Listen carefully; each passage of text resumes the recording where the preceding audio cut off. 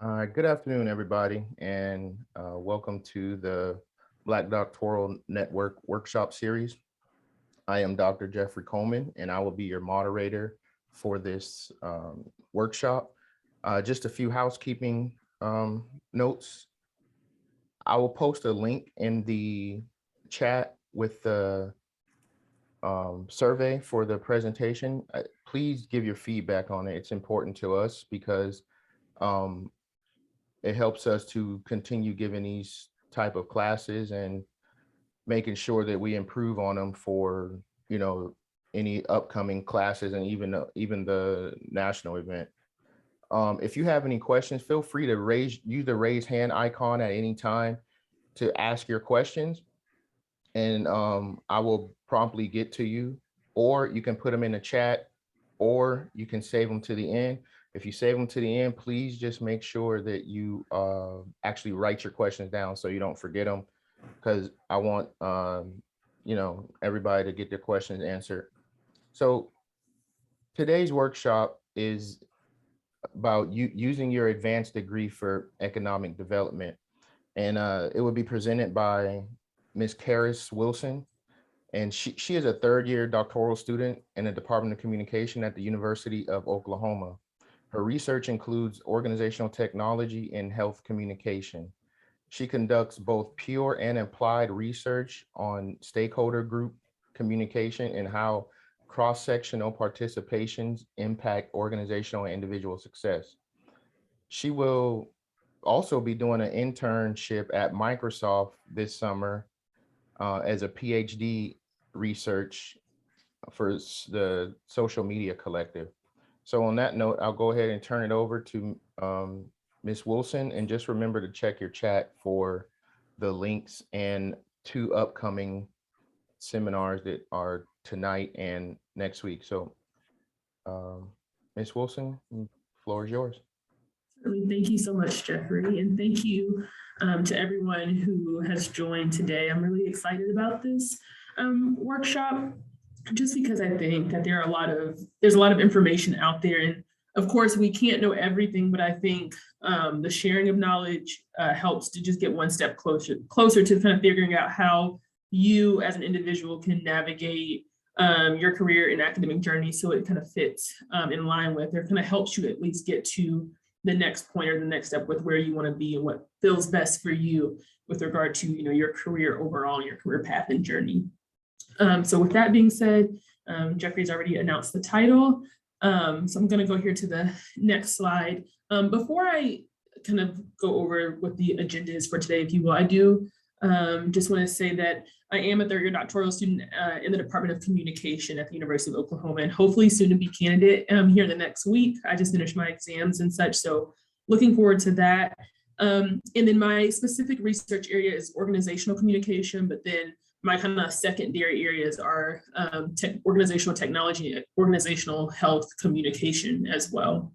So just kind of, I have my primary area and then my kind of secondary area. So I just wanted to make sure that I share that with you guys. For today's agenda, there's going to be kind of this introduction to the workshop and kind of what I mean by economic development and using your advanced degree to do such. Then we'll kind of do, I guess, check-ins, if you will, or kind of icebreakers to kind of get us talking and get us thinking. And then we'll talk about strategies, scenarios, and technological resources that will help aid you in your career path in the process of using your advanced degree to accomplish your specific goals as an individual. And then we'll do closing and kind of have questions. And I know Jeffrey will lead us into that. So I kind of wanted to go over that before we jump into the content for today. So I've already kind of shared who I am, but the goal of the workshop is to provide kind of more clarity about ways you can work towards using your degree for economic mobility. So that might look like really understanding what your skill set is, what your specialty area is, and how to leverage that and also build upon that in the kind of waiting and periods of time that are considered to be kind of inactive. So for example, if you're working to get your master's or your PhD in any discipline, there are other aspects and things and aspects of life and other things that you can be doing to help really set yourself apart and kind of create a unique value proposition, if you will, I'll get into more specific examples actually here in the next few slides, but I do want to kind of just set the foundation for kind of what I mean by economic advancement and mobility. So to check in, if I can get 2 or 3 people, or if everyone wants to share, I think we'll have enough time to do that. I want to get an idea of how you're feeling today and kind of what your goals have been, or what you've been focused on most since the start of the pandemic, I guess. What have you been focused on most with regard to your goals or a goal since the pandemic has hit?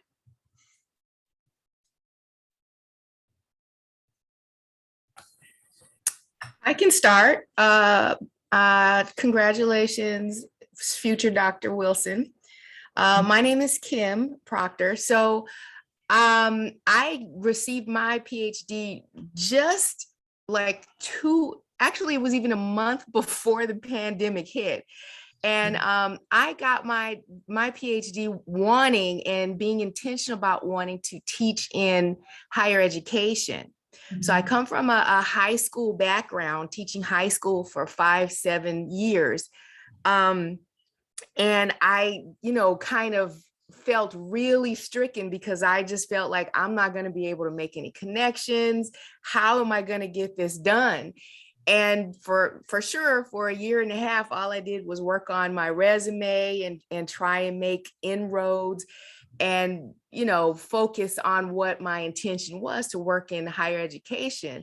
So long story short, I did end up getting, as the pandemic wore on and it didn't look like we were going to change it anytime soon, I was able to secure a position at Cal State Dominguez and another adjunct position. But it's being fine-tuned and focused on that goal has, it has ended in some results. So that's what I've been working on. Certainly. Thank you so much for sharing that, Dr. Proctor. Is there anyone else? Okay.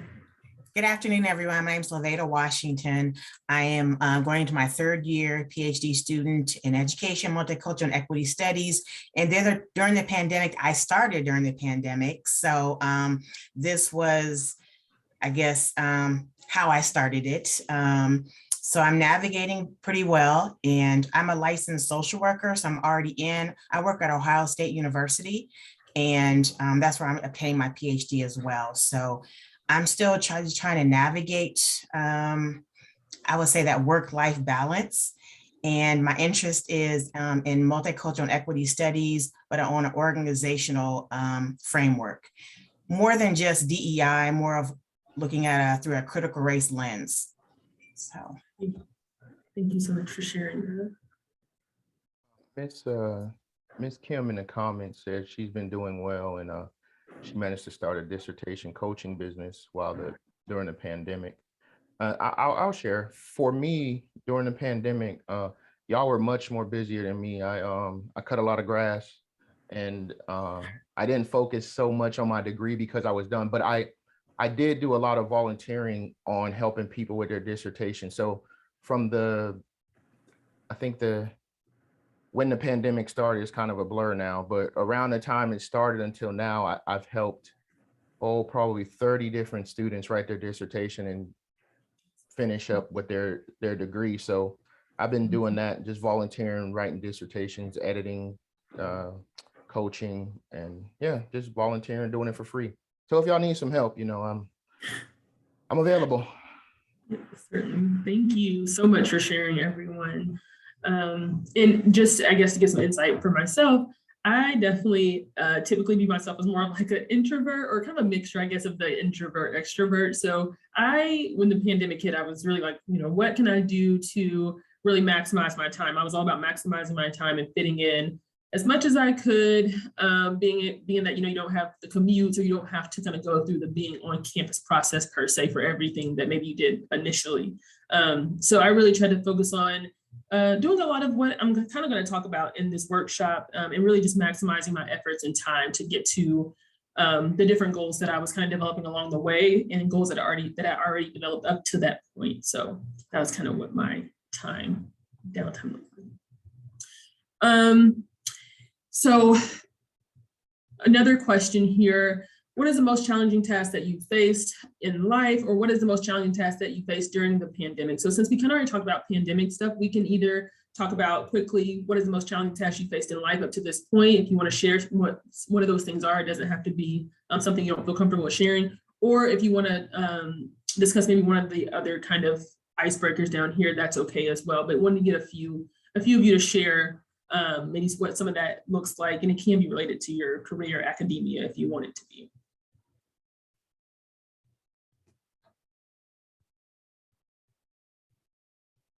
Here's one thing.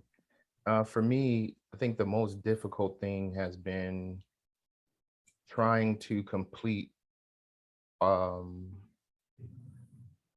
of my education while being on active duty in the Army and having, deploying war after war zone. So I completed from my bachelor's all the way through my doctorate while on active duty. And it wasn't easy, but that was probably difficult. Sending test exams in from Iraq wasn't easy, but it was probably one of the more difficult things I had to do. Thank you for sharing that, Jeffrey. We can just get one or two more. I know you guys have shared already, and it's excellent. Just get one or two more. I can share. I'm sorry, go ahead. Yeah, go ahead. I'm, like I said before, I'm a licensed social worker, and my random act of kindness, I heard one of my neighbors who I don't know, just screaming for help.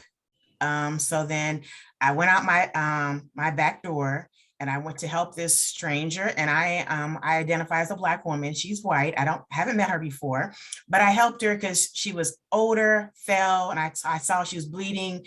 And I went in, she wanted me to go into her house and get her daughter. So I'm screaming up the stairs, and I had to go in the house and get her daughter. They don't know me at all. So then we got to know each other, obviously. As I said, your mom's downstairs, I'm your neighbor from the backyard, and she needs your help.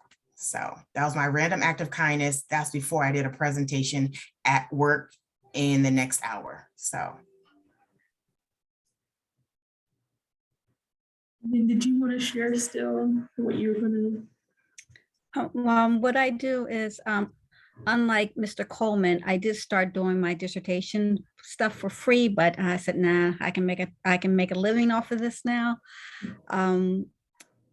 My random act of kindness is for the students. I do substitute teaching, and I retired. So therefore they don't have to worry about me anymore. So that was my random act of kindness. But Okay. one of the most challenging times, similar to, unlike Mr. Coleman, thank you very much for your service, I took care of my mother for 8 years throughout the process. So that I understand the difficulties in trying to get stuff done when you're on someone else's time. Yeah, and I want to thank each of you for sharing. I think all are different and some similar in a lot of ways in different dynamics. And I know you guys are probably thinking, why is she starting us off with asking and doing all this talking? I know she's going to be doing the talking, and I am. So I want to talk about specific strategies to approach this kind of idea of economic mobility and advancement. And I know right off, you might be thinking, okay, networking, number of internships, working 12 to 18 months out prior to whatever goal is that you want to achieve. But I have networking listed here as one of the key things to do with regard to specific strategies, and always trying to be very specific and intentional in that. And I know there's been arguments about, well, you don't want to be too intentional because then that's where the magic happens. And there is some truth to that, but I also think that you do want to be very specific and geared with relation to your goals. And so I started us off with those icebreakers and kind of check-ins and get to know each other to kind of hear what people are doing out there in different parts of the country, and just kind of understanding ways each of us have been kind of navigating the cards we've been dealt, whether it's the programs that we're in, whether it's the help that we've received or the help that we've given.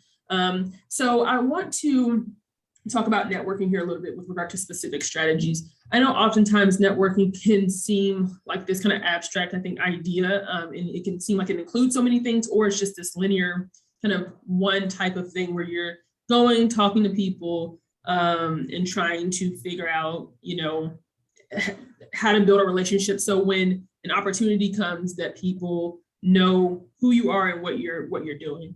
But I think there are some specific strategies that you can target to network that I find sometimes are a bit more obscure. So one thing can be attending not just conferences and conventions, but attending them with different types of deliverables or things that really promote and advertise your work. So for example, in the last conference that I went to in Seattle for organizational communication, I was very intentional to put my website on my mask that I wore throughout the convention the whole way. And so no one else had that, but it was different, it was conventional. There are other things that you can do and ideas that you can come up with as well that are very specific and unique to just your thought processes. But I think we're getting to a point where, the idea of any one topic, whether it's networking, whether it's what an internship looks like, it doesn't have to be specifically geared towards what we have known to be networking. So that's one thing that I want to really point out with regard to kind of conferences and conventions, whether it's bags with your items on there.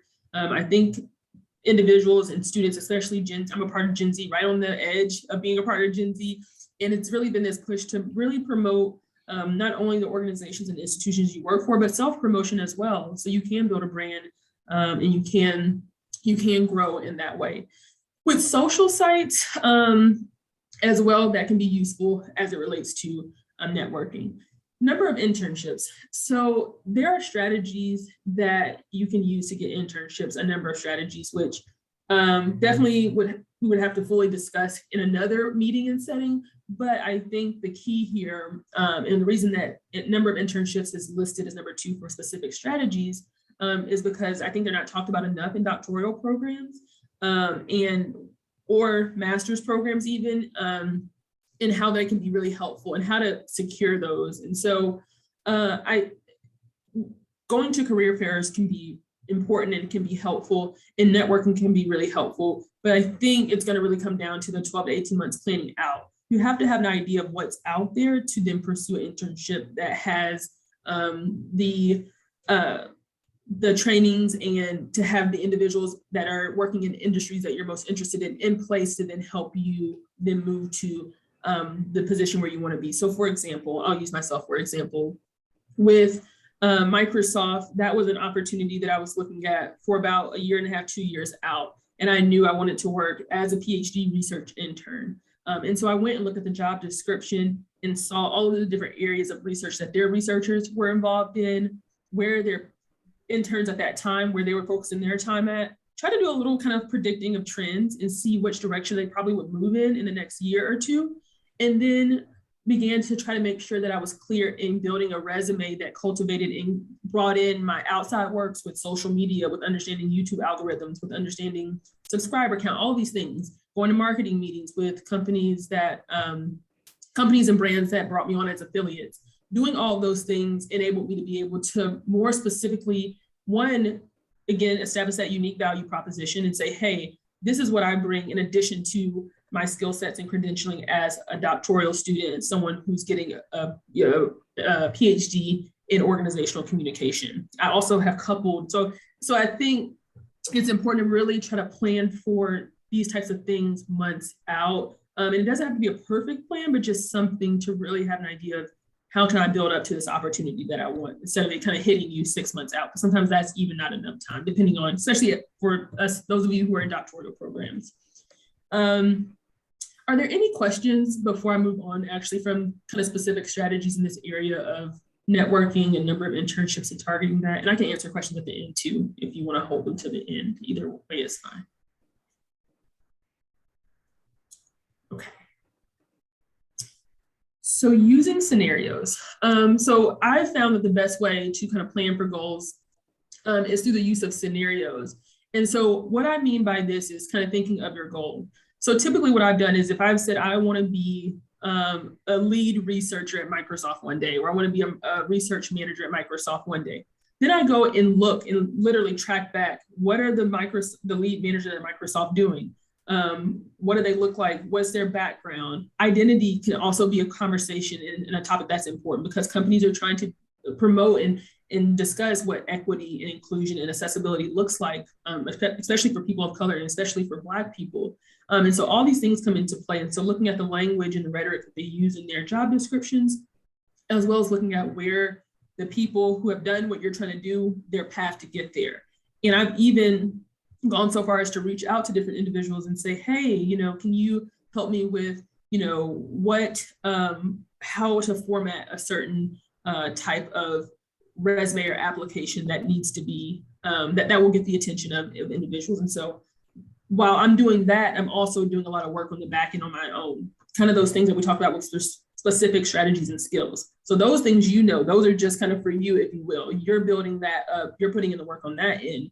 But then when you utilize the specific scenarios, you're going to kind of insert situations and experiences that are, of course, unique to you with regard to job titles, roles, and that sort of thing. But you also want to reach out to and make sure you're networking with people who are doing what you want to do. And you can do that via LinkedIn, but you can also just send direct emails. I do that a lot. I send a lot of emails, and I'm very specific, and I have very specific points. So for example, one strategy that I've used is, say, for instance, I'm sitting in this workshop. I'm like, hey, I want to see if Karis can help me figure out how to approach applying for a particular internship or a job. I might list 2 or 3 specific points that I hit on, and then that makes it kind of easier for the person who's helping you to then say, okay, this person was listening to these specific skills or traits or things that I mentioned, and this is what they said that they're looking for. And then I think the conversation just carries itself from there. It carries itself from there once you get into the conversation and you find a plethora of information that you wouldn't have had leading into that conversation.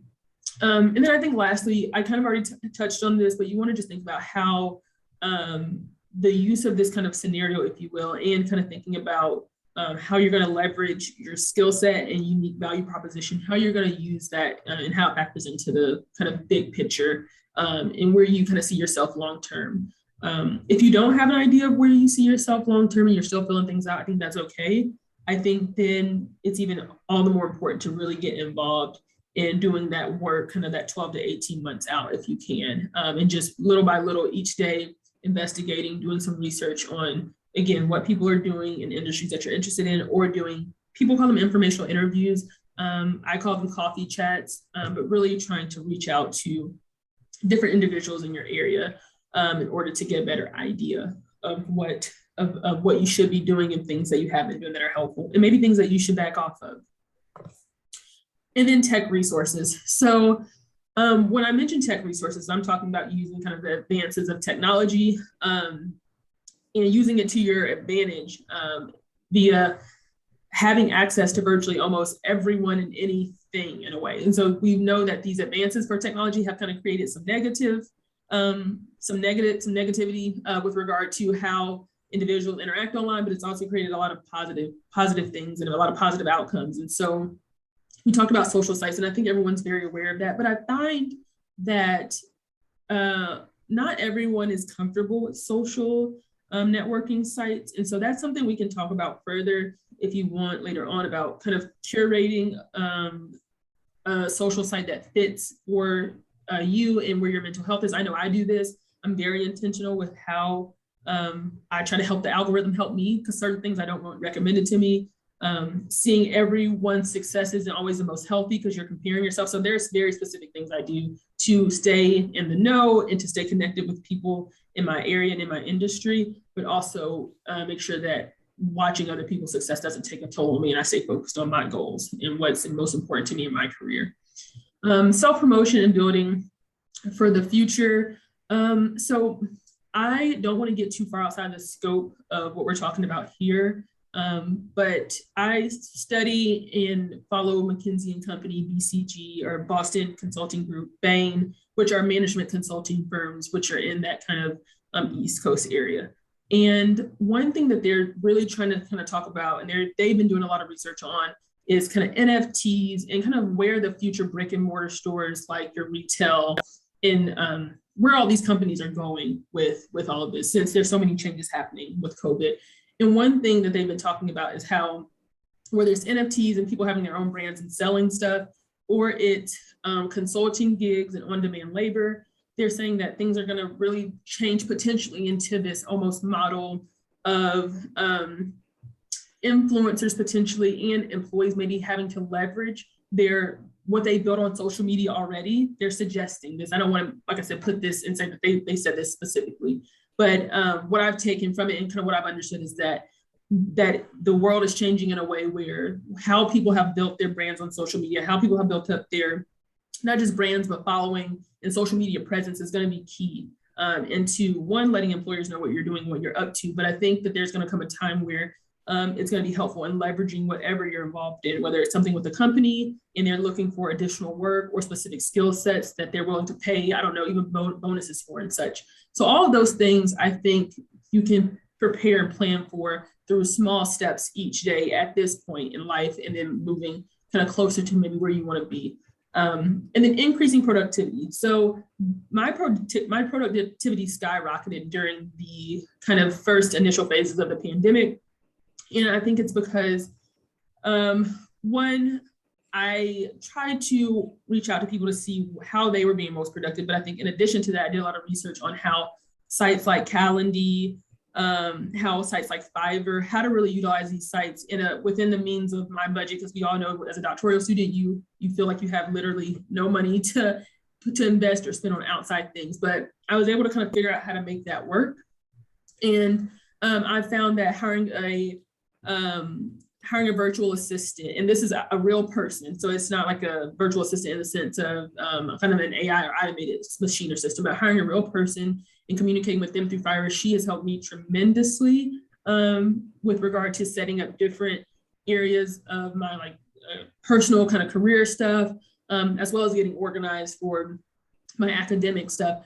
And then also, if you think about Calendly and the way that you can schedule emails and such, I got to a point where I was scheduling like 30 to 50 emails on Sunday. And so those type of things help keep conversation going. And Calendly, which is a meeting scheduling software, helps to kind of take the guesswork out of planning and getting on people's calendar, and kind of helps makes things readily more available. So when I've recommended this to people, I've shared that while it seems like a lot of work up front, it's worth kind of the energy and work that you put into these systems and processes, because you'll thank your later self when you see the results from kind of all the hard work you put in and what you're able to kind of build and create because of all the time and effort you put in up front to get to the end goal. And so I really wanted to point that out as well. So these are kind of what I've listed as action items or things you can do. I think with any of these processes that I've mentioned, it's really important to get clear kind of action goal or action items that you can do. So when you go into a meeting, I think you should always walk away with things that you're going to do following the meeting, actual things that you're going to do or actual actions that you're going to take in order to work towards a goal or whatever you met with them about. What actions are you going to take prior to after you leave that setting to work towards the next goal? I have here kind of these almost sticky notes, if you will, that are listed out here that talk about utilizing kind of your research skills or insight and how that might be helpful to pursuing different roles within companies. I think really trying to target where companies lack, areas that you see that you could fit in, or there's a niche or area that you think very few people fulfill or fit into, are really helpful. So you can do small little steps to build skill around what you're already doing with your academic career. I've also shared with students and other industry professionals alike that with the creator economy being such a big deal now, and with individuals building such massive careers on creator economies and social media, especially those who are Black or people of color, I think it is important as academics and those who are seeking advanced degrees to couple their skill set with some of the other areas that we're not naturally geared towards building skill in. So that's really important to consider when you are kind of thinking about or approaching ways that you might want to work towards coupling your advanced degree and working towards kind of this economic advancement or push, particularly for those who are Black, this economic push and mobility for those in the Black community. And then I just have here a quote that I like and that I think kind of helps you keep in mind kind of what the goal is. And I think when you're going into trying to build another skill, in addition to all your doctoral or master's degree work, it can feel daunting and overwhelming, but I do think that doing that can be helpful in the long run. And it gets easier as you continue to work towards that. So thank you guys so much. And I am definitely open to hear questions. Okay, so thank you so much for your presentation. We do have one question you mentioned the acronym BANG as far as the consulting companies, I believe. Yes. What is BANG? Is that just the number of like top consulting companies, kind of like FANG is for tech? Bain. So yeah, Bain and Company is one of the top management consulting firms. So Bain and Company is one company. Boston Consulting Group, or BCG, is another like management consulting company, and then you have McKinsey and Company, who's also considered like the big three management consulting companies. But then you have the big four like accounting, which is like Deloitte and such, and EY. So they're just like they're top in their area or their field. Anybody else have any questions?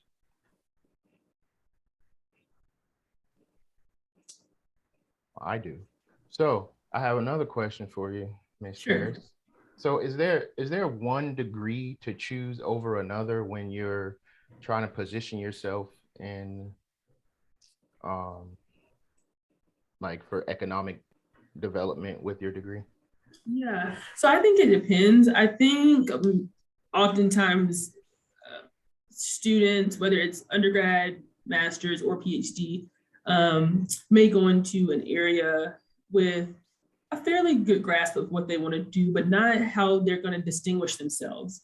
When I was in undergrad, for example, I ended up doing 7 internships. And that was just because that was what I wanted to do, not necessarily because you have to do that. But I think I was acutely aware that I would be competing with everybody. So not just the people at my undergraduate and master's degree granting institution, which was Kentucky. So I'm competing with students in my class for that, but also I'm going to be competing with, everyone here in Atlanta, from UGA to Harvard to Yale. I mean, they're all coming out in the same year.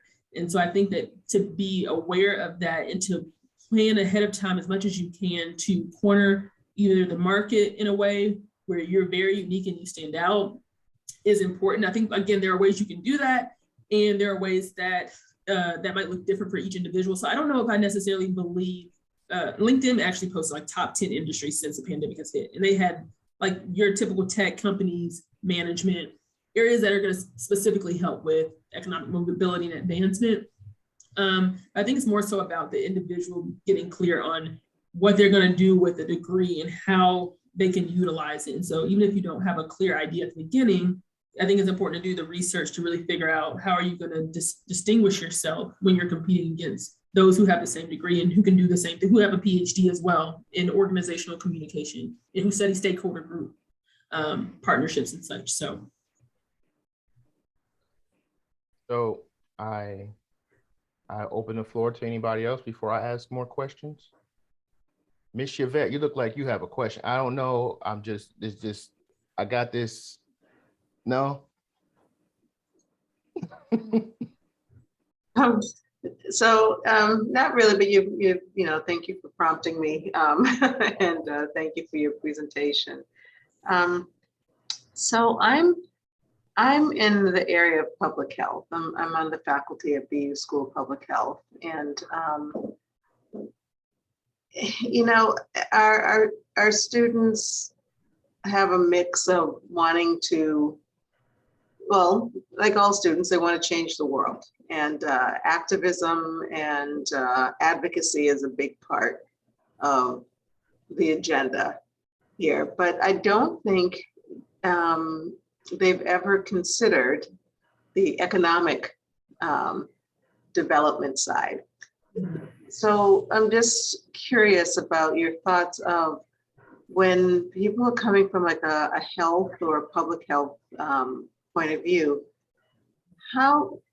what would your advice be for someone coming out with like a Master of Public Health or a Doctor of Public Health to really consider the economic part? Because in our field, when you start talking about economics, you're thinking health economics, you're thinking it's the guys who are in pharma or healthcare management or something like that. But I'm just intrigued. I'd like to hear your thoughts. yeah, thank you so much for your question. So there are a few ways that one may consider economic mobility and advancement as it relates to public health. I think the CDC highlighted many of these issues or potential ways that certain segments of the population were hardest hit with regard to not just health, but as far as work. And if they were sick, they couldn't work. So I don't know. I think that this is definitely a challenging question to put it in perspective of public health, but there might be strategies or ways that I might have to think on more to give you a kind of more clear, well thought out answer. But there might be strategies and ways that one could insert maybe a specific expertise or skills as it relates to understanding different populations and their pain points and how I'm mostly qualitative research. So kind of how they describe their experiences and how, experiencing whether it's mental health, whether it's being physically kind of hurt or ill, if you will. I don't know if I'm using the correct terminology there, but how that might impact them with regards to seeking work or mobilizing their communities. Because I definitely think it starts from kind of community individual based. I know there have been many different thoughts about the method to increase economic mobility, especially for Black people. But I think that there's various different strategies and ways you can approach it. But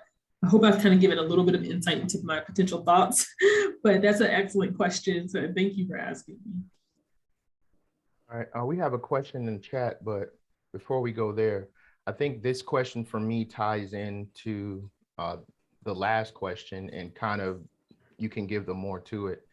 How does geography play a role in that degree in helping economics? And how I was looking at it from the last question is that depending on where you at can be stressful in your performance or your output. If you live in New York City, you want to make more money than if you're living in Atlanta, Georgia, because the cost of living is more. So how should students think of geography when they are getting into these different fields and these advanced degrees? Yeah, no, I think that's an excellent question. I do think there's been more conversation and consideration of kind of temporal and spatial, what that looks like with regard to not just networking and connection, but again, how you navigate working in a particular area. I think the demand in individuals requesting to do either hybrid type of work, which if you're like in New York, if you can commute from New Jersey to New York, that might be an advantage with regard to, especially with gas and time and stuff like that at this point, but that might be an advantage rather. And then also you can consider how a lot of companies are open to remote work. And so there's a lot of research going into kind of what and how remote work looks and enables individuals to work at companies. Like, for example, with me, I truly wanted to go to Cambridge to complete my internship. I visited there in the past and really love the opportunity and the individuals that you get to kind of work around. But at the end of the day, my kind of circle made me very clear that how expensive it is to live there. And so I'm going to be completing mine virtually in Atlanta.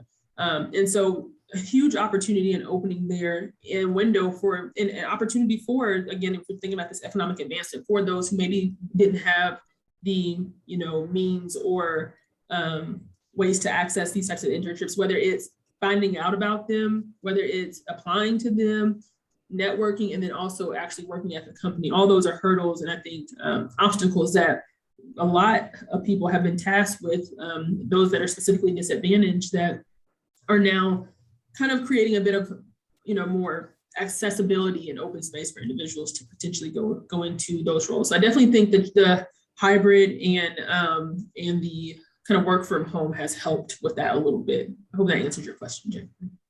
Just to add on one thing to the public health, I think one thing that will help in the public health area specifically is that people in public health, there's public health issues globally.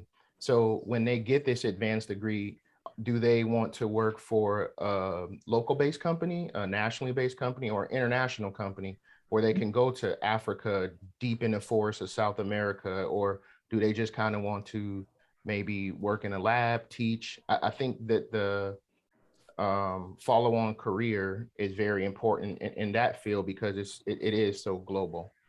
Mm-hmm. certainly. No, I definitely right. second that. After my 2 cents, there is a question in the chat for you. Sure. This question comes from Ms. Washington. She wants to know more about utilizing social media to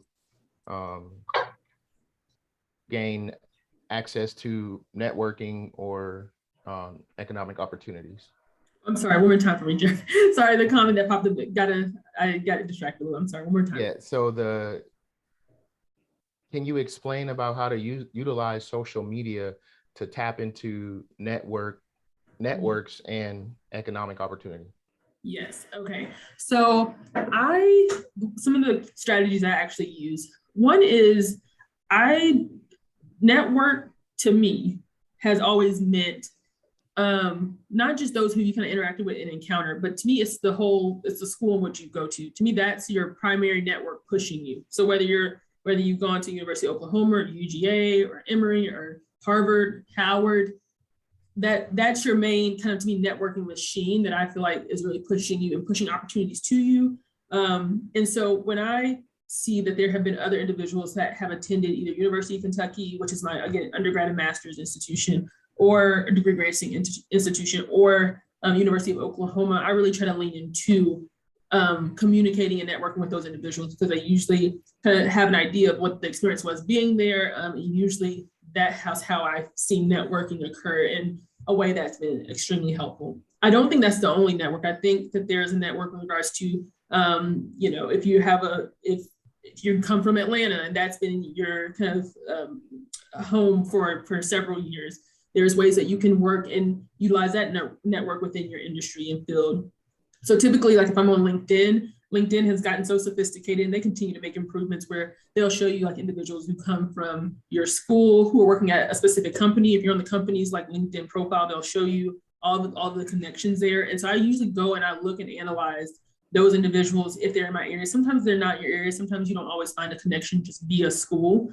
But I think it depends on, I think we have to begin to expound, and this is not to say that everyone in this workshop today doesn't think this way, but I think as a community and as society have to continue to expound and talk about in a way, the way network should be viewed. And I think it's multiple different areas that you can access network via social media. So like I said, whether it's LinkedIn, Instagram, Facebook, Twitter, I even think it's important to realize that those who are your professors have networks, and having taken classes under said professor or having taken or worked with said individual can also be a powerful tool to attest to who has helped train you and kind of who you've learned under. So I think that's some of the ways that you can kind of think about network and utilizing that to and maximizing the utilization of that.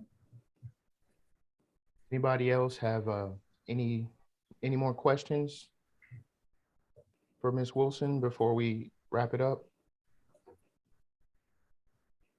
Yes, I do. This is Levada Washington again. You just made it, ma'am.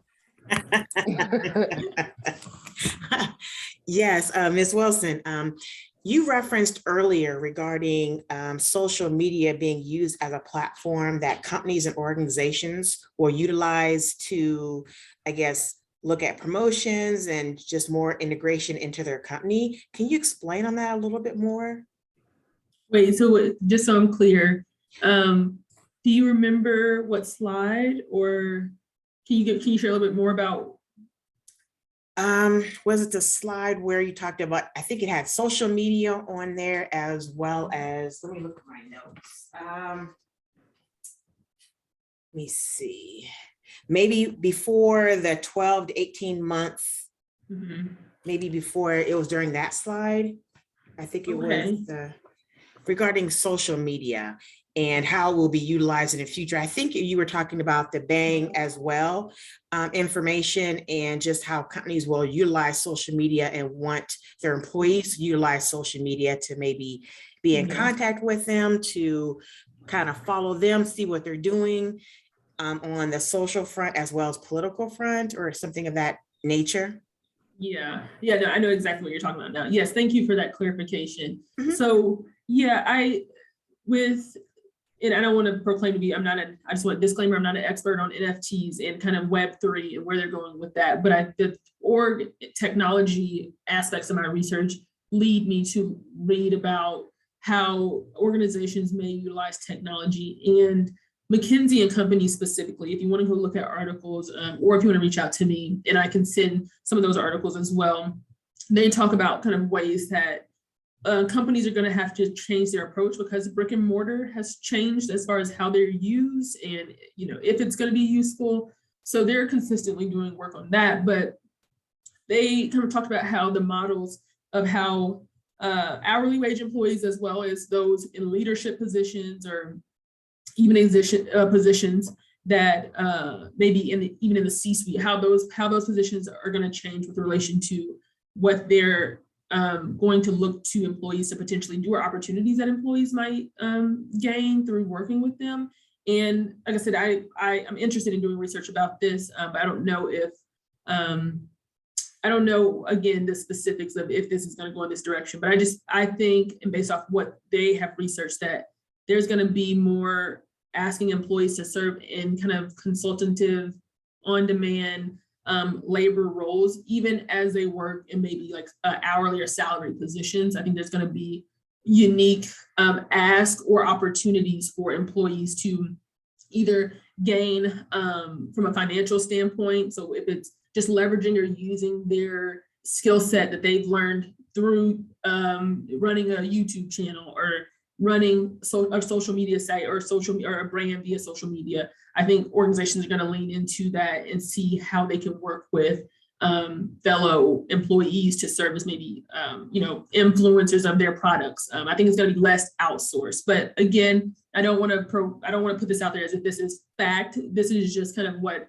I feel and what I've seen, that articles suggesting that we're maybe moving in that direction, if that makes sense. Yes, thank you. You're welcome. All right, Ms. Karras. So on behalf of Black Doctoral Network, I just want to thank you for your presentation today. And I want to thank everybody for joining us. In the chat, I put the next two upcoming workshops. There's actually one tonight at 6 p.m. This Eastern time. And then on the 17th at 6 p.m. that is also Eastern time. Please, please, please fill out the survey in the link. And the survey link is in the chat. Please feel free to fill that out. And Ms. Karras, if you want to provide your contact information, email in the chat, that would be great. We'll give everybody a minute to write that down. And once everybody has a minute to write that down, I just once again thank you for taking time out of your day and joining us.